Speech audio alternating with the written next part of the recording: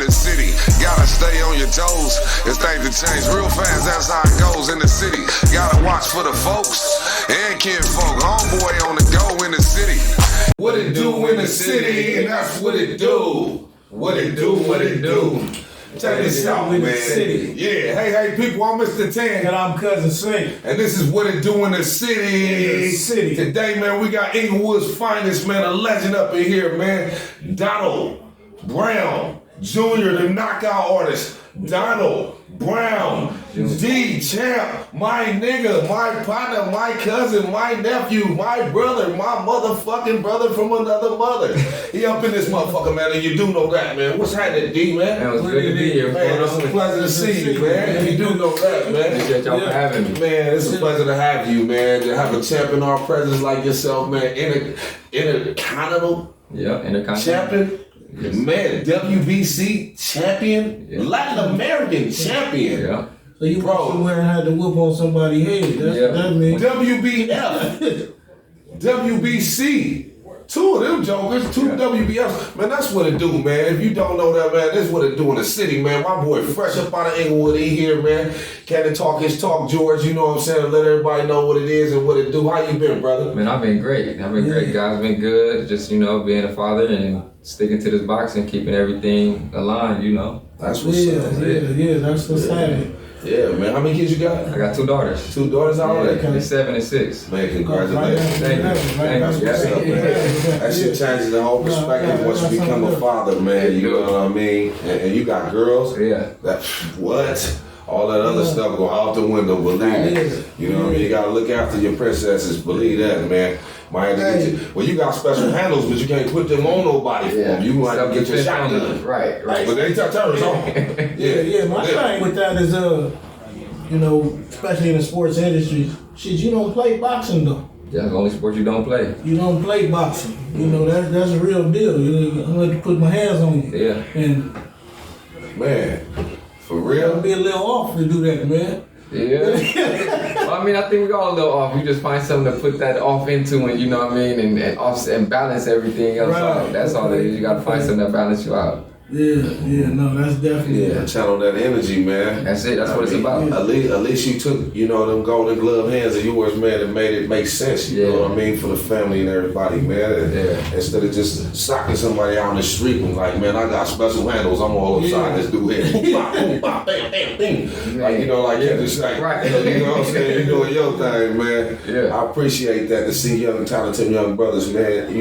Not just in the music field, but boxing and sports and all that, man. That's so awesome, man. And again, man, we reach our hand out to you, man. Congratulations, brother, on that. We all over this world. Yeah, we all over this place in different genres and different occupations, man. And we all can still be successful in something, Yes, sir. Mm-hmm. Just show us that, man. Yeah. Well, we like to jump into something we call What It Do in the City, hot topics, man. You know what I'm saying? Is anything off the top of your brain, man, that been going on that, that you might feel is good, bad, right, wrong, you know what I'm saying? I gotta be honest with y'all, I just stay locked in. I don't even focus on the outside, what's going on. It's mostly distractions. So what I'm headed for and what I'm focused for my family, I ain't even got time to even be involved in most of that. Okay. Yeah. So with that said, then what's the hot topic in the sports world, in the boxing world? Since you locked in, you got to be locked in some boxing. You got to be locked in on who want it and who don't want it. As far as with me or just in general? Because what you see and what you don't see, that you don't like. Oh, well, that's a lot of politics in boxing. So which is like that in all entertainment. So once you start climbing that ladder, you start seeing how they move and the things that they do to try to keep you away from them top fights. And it's a lot of money behind a lot of these guys that seem to be the best out here, but they're really just avoiding the real competition. So it's a lot of that going on. It's a whole lot of that going on out there. So just really just staying above water and just making sure you stay at it day by day, stay grinding, building. Rome wasn't built overnight, so you just stay putting pieces together, waiting for your opportunity to come. Facts. Facts. I got a hot topic for y'all, man. That Diddy trial, man, been going nuts, man. Man, the boy Kid Cudi hit the stage, man. But y'all, I know you've been locked in the boxing, but you ain't heard about this, man. Yeah. Man, allegedly P. Diddy had blew up the kid car, man. Yeah. You know what I'm saying?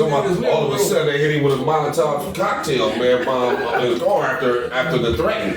So I don't know, man. Allegedly again, man. But I'm just saying, that boy hit the stand, man, and told a lot of things, man, that was going on crazy, man. And then 50 Cent hit the stand, Kanye hit the stand, and Kanye went on the rant. You know what I'm saying? To where you don't know if you believe him sometime or you don't believe him sometimes. So.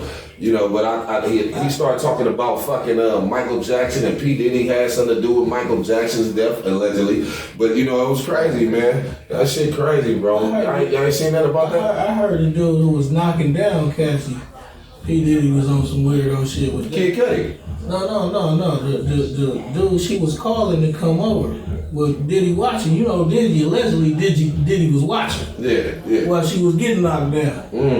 Man. You know? That's exactly why I don't have time to pay that no attention. I don't got time for the shenanigans. Right. I can believe that shit.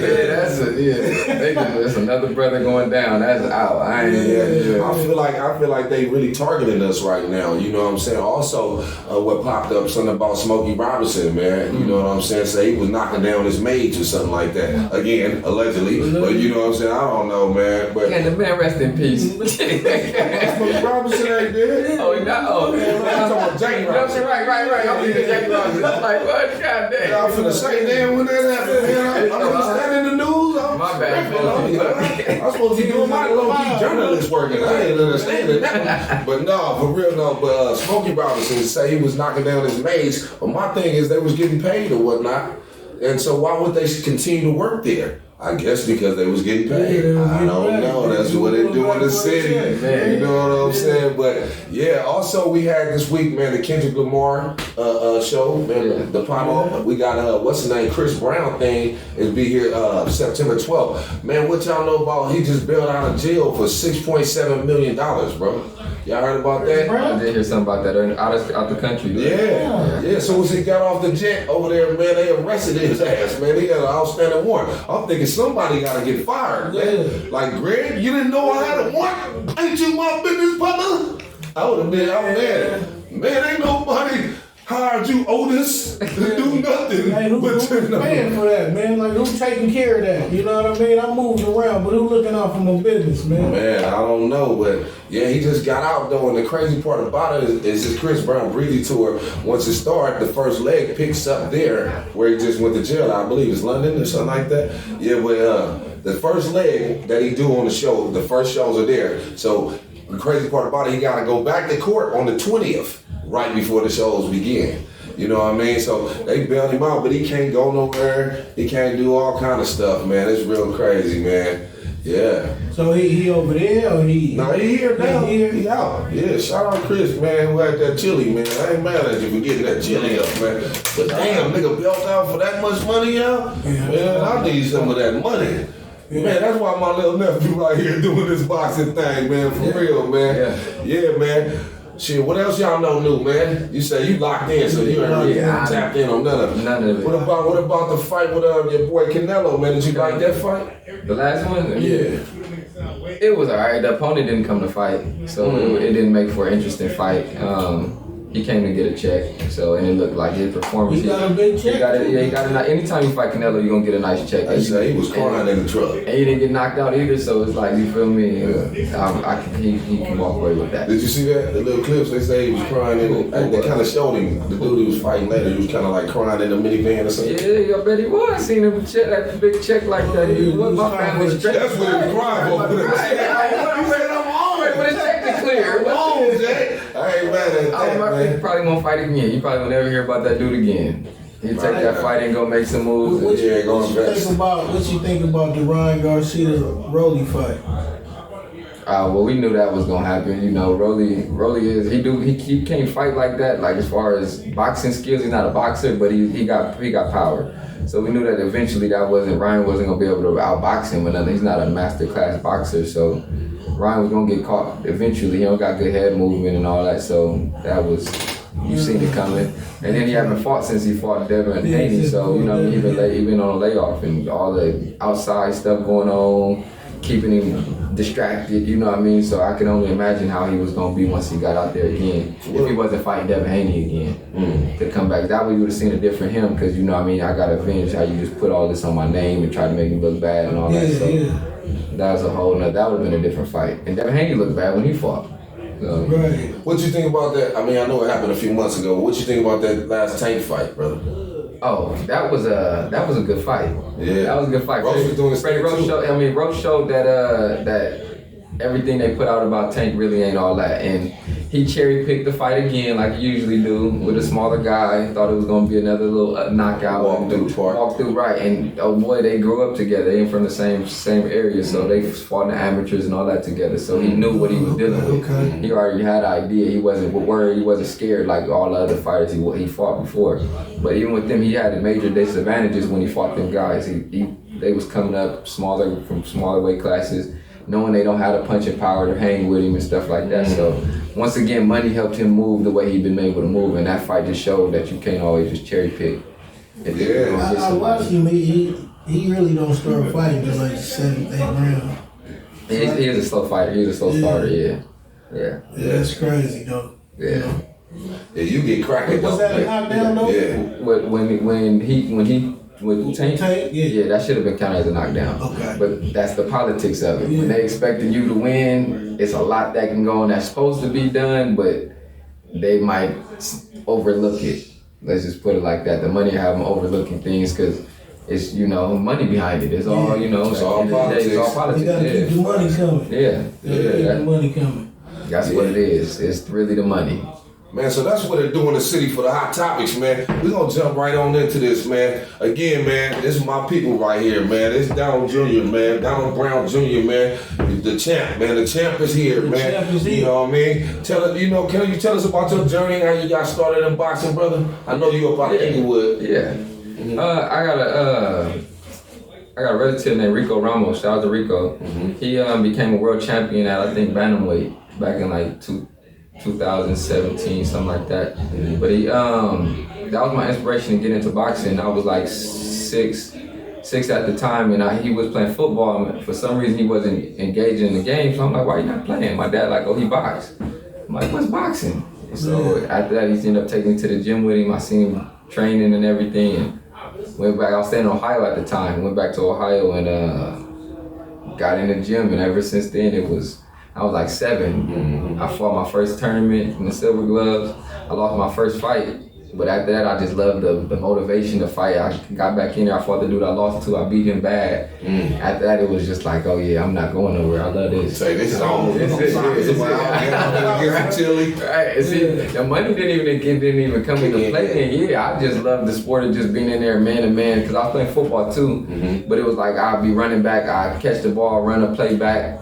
Somebody get a flag on the play, and then we get to talking. They like, well, my mom made me come, and I'm like, no, so you're not serious about this? Yeah. So I just like the how I could take it, and it's all on me. Whatever happened in the ring, it's on me. If I didn't run, if I didn't, it's all on me. If I mess up, I can take that. I didn't do my part, but you not doing your part, and it's affecting me at the end of it. I didn't like that. Yeah, so, you ain't serious. Yeah, you ain't serious, right? You like to put it on yourself. Right. You know what I'm saying? Put it all on I can put that on my shoulder, yeah. So Kinfo, he inspired you then? Yeah, he inspired me. He inspired me. He definitely inspired me. We worked together throughout till he just recently retired, and that was my inspiration to get it going. And it just, once he touched it, he wasn't a world champion then. He was still getting ready for the Olympics and all that. So I was just following behind him, trying to make my way. And I was in there with Sean Porter when I was in Ohio, so me and him was real close. So I got to see a lot of people I grew up with in the boxing community become world champions and stuff. So it was just like, wow. Is it safe to say that he one of the people that you looked up to? Oh yeah, definitely. Influenced you? Definitely. Who are some of the other boxers that you, after you learned what it was that you was doing, who did you admire the most, or who you looked up to? It'd be Rico Ramos, Sean Porter, for how he acts in and out of the ring. That's a solid dude. Through and through, really a good dude. Roy Jones Jr. was my favorite fighter of all time. Wow. Yeah, Roy Jones was my favorite I fighter. would have thought you said Mayweather or something. Floyd is cool, but the way he came with the 50-0, and he really made boxing more so like where everybody trying to protect their own, so they're not taking no chances, there's no risk, so boxing is becoming boring because of that almost alone. Is that what Floyd was doing, protecting his record? His record is completely protected. Like, I'm not to speak on the legend, because he is a legend, but just being factual with the situation, you know what I mean? Like, he made sure that he wasn't taking too much of a chance when he went out there. He wasn't trying to hurt himself. Right, which I understand it, but that's not what, you know what I mean? Prior to that, it was everybody was fighting the best of the best to show that I'm the best. Right. So, at that point, he was just trying to get his big check. So also like the Muhammad Ali's and everybody like that, the greats before our time, your time was not too. Yeah. I'm sure they inspired you as well, right? Yeah, Sugar Ray Robinson was the.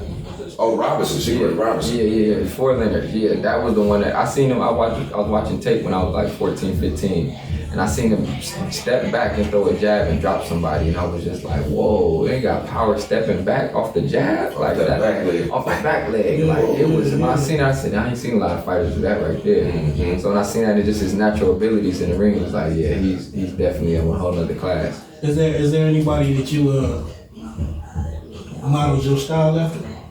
Or is this all you? This is me, this is what it is, and this is... I think most fighters, they once you get your basics together, you start piecing stuff from different fighters that you end up seeing, or taking a little stuff from their repertoire and just adding it to yours. So I would say for recent, because I'm a tall fighter, I like Terrence Crawford and the way he boxes. So me and him have a lot of similarities in our style. And Tommy Hearns. Hitman. Yeah. It was a shit. Yeah, rest his soul. Man, it was the shit, bro.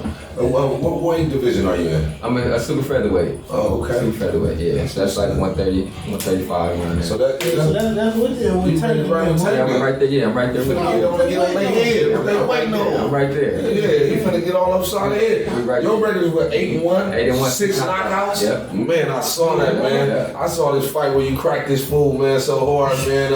I think it was in Mexico. Yeah. And Pooh and everybody went. Yeah. Man. Shout out because of Pooh there, man. That's when I got that title, and I got that title that same night. That's what it do in the city. I'm Mr. 10. And I'm Cousin C. Man, and this is what it do in the city. Boom. In the city, gotta stay on your toes. It's things to change real fast, that's how it goes in the city. Gotta watch for the folks and kinfolk. Homeboy on the go in the city.